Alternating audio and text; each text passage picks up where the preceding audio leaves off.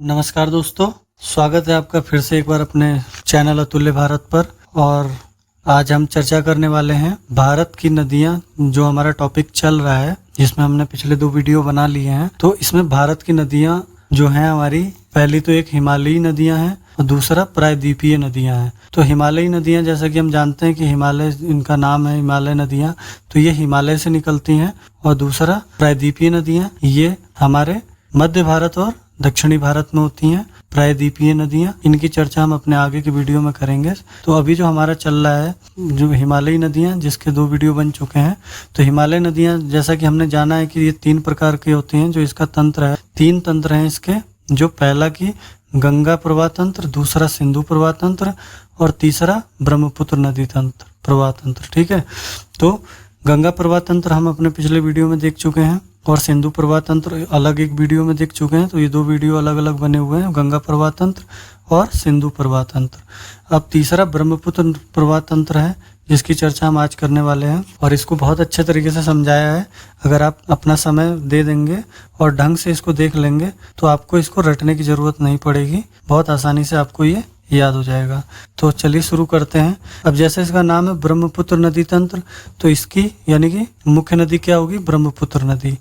और बाकी इसकी जो है अन्य सहायक नदियां हैं। तो सहायक नदियों की हम बात करें तो उसमें देखिए कितनी नदियां हैं। एक तो दिहांग नदी, फिर लोहित है, फिर सुबनसिरी है, फिर मानस है, फिर धनसिरी है, फिर संकोश, फिर कोपिला, फिर तिस्ता।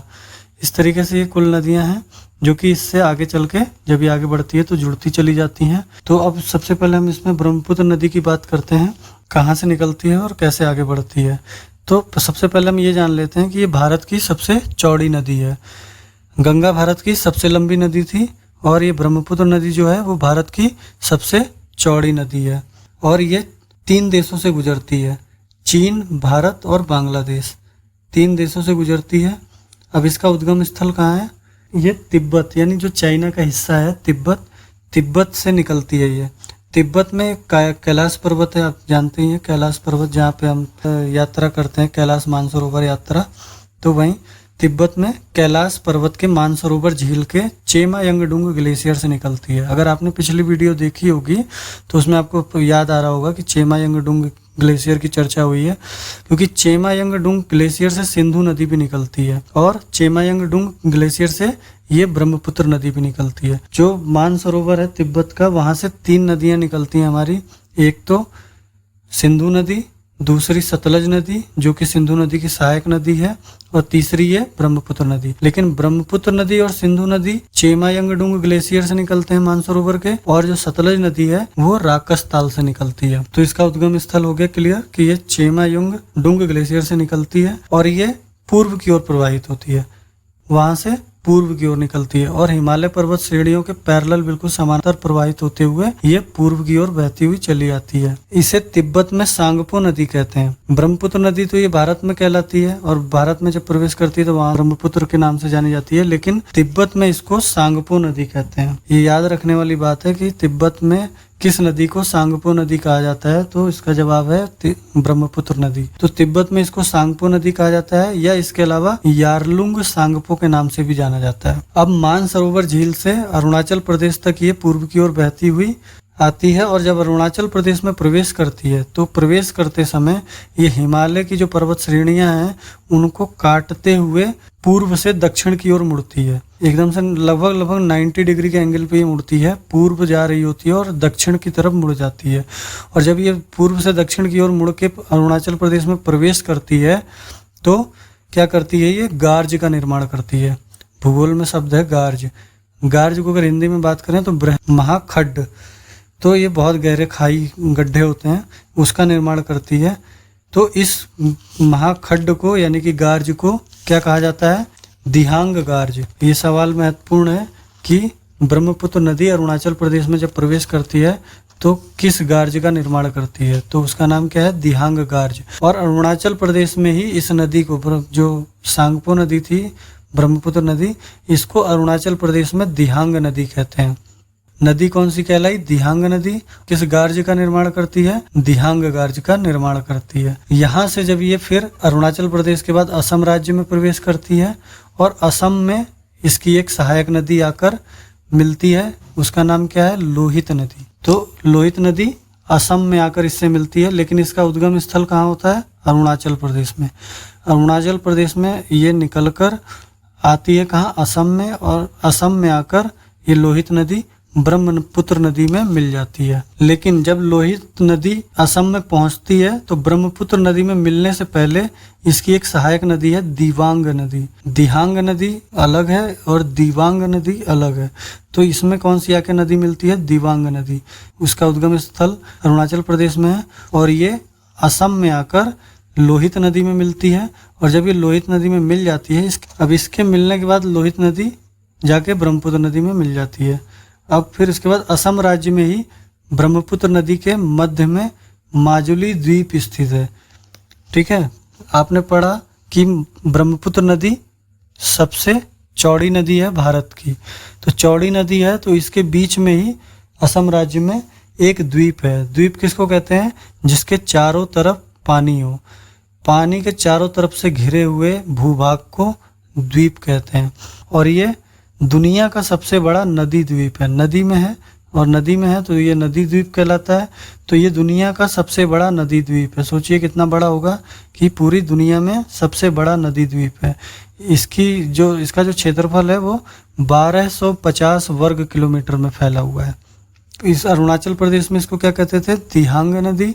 और जब ये असम में पहुंचती है तो असम से ही इस नदी को ब्रह्मपुत्र नदी के नाम से जाना जाता है। तिब्बत में सांगपो नदी, अरुणाचल में दिहांग नदी और असम में पहुंचने के बाद इसको ब्रह्मपुत्र नदी के नाम से जाना जाता है। और जब ये बांग्लादेश पहुंचती है तो क्या कहलाती है? जमुना नदी।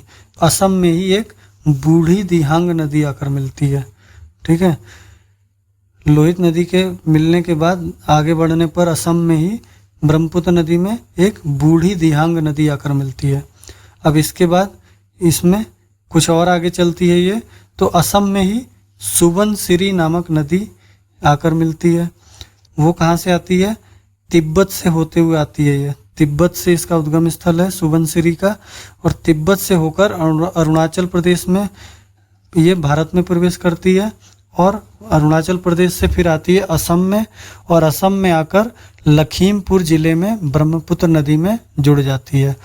देखिए उत्तर प्रदेश में भी एक लखीमपुर जिला है और यहाँ भी एक लखीमपुर जिला है। कहाँ है? असम में। तो असम के लखीमपुर जिले में आकर ये सुबनसिरी नदी ब्रह्मपुत्र नदी में मिल जाती है। और ये ब्रह्मपुत्र की सबसे बड़ी सहायक नदी है। यानी कि जितनी भी सहायक नदियां हैं ब्रह्मपुत्र की, उसमें सबसे लंबी सहायक नदी है।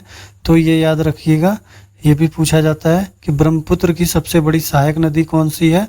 तो वो कौन सी है? सुबनसिरी नदी। और इसी नदी को गोल्ड रिवर के नाम से भी जाना जाता है। किस नदी को? सुबनसिरी नदी को। सुबनसिरी नदी को गोल्ड रिवर के नाम से जाना जाता है। इसके पश्चात लेसांग पर्वत नागालैंड से एक नदी निकलती है जिसका नाम धनसरी है। ये धनसरी नदी असम में आकर ब्रह्मपुत्र में मिलती है। कहाँ से निकलती है? ये लेसांग पर्वत है एक नागालैंड में, वहाँ से निकलकर असम में आकर ब्रह्मपुत्र नदी में मिलती है। कौन सी नदी है? धनसरी नदी। अब इसके बाद मेघालय पठार से एक नदी निकलती है, कोपिली नदी। मेघालय पठार से कोपिली नदी निकलती है। ये भी मेघालय से असम में आती है और असम में आकर ब्रह्मपुत्र नदी में मिलती है। इसके बाद फिर ब्रह्मपुत्र में तिब्बत से एक नदी आती है। तिब्बत से एक नदी चलती है और जिसका नाम क्या है? मानस नदी। ये मानस नदी तिब्बत से निकलती है और भूटान से होती हुई असम में प्रवेश करती है और ब्रह्मपुत्र नदी में आकर मिलती है। ये मानस नदी भी बहुत महत्वपूर्ण है।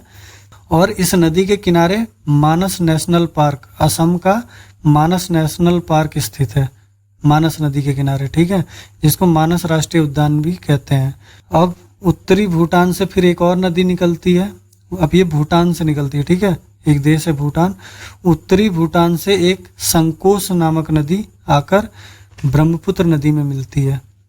ठीक है, फिर आगे बढ़ते हैं। आगे चलकर जेमू ग्लेशियर पड़ता है एक सिक्किम में। जेमू ग्लेशियर सिक्किम से एक नदी तीस्ता नदी, जिसका नाम क्या है? तीस्ता नदी।